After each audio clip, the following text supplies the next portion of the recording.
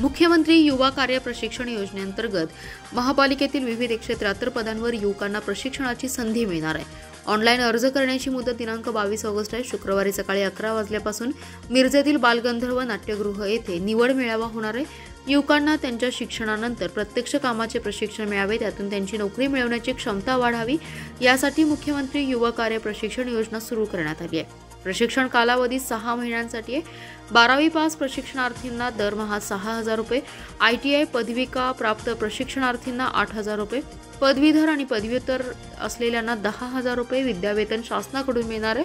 महापालिकेकडे लिपिक, टंकलेखक 50 पदे, सहाय्यक माहिती आणि जनसंपर्क अधिकारी 1 पद, शिक्षक शिक्षिका 4 पदे, कनिष्ठ अभियंता स्थापत्य 10 पदे, वीज तंत्री इलेक्ट्रिशियन 10 पदे, सहाय्यक यांत्रिकी 2 पदे, पंपचालक 40 पदे, आरेखक आणि अनुरेखक 7 पदे, सर्वेयर 1 पद, प्रयोगशाळा तंत्रज्ञ, रक्तपेढी तंत्रज्ञ 2 पदे, प्रयोगशाळा सहाय्यक, रक्तपेढी सहाय्यक 3 पदे, क्ष किरण तंत्रज्ञ 3 पदे, व्हॉल्वन 20 पदे, बागमाळी 20 पदांवर प्रशिक्षणार्थींची निवड होणार आहे।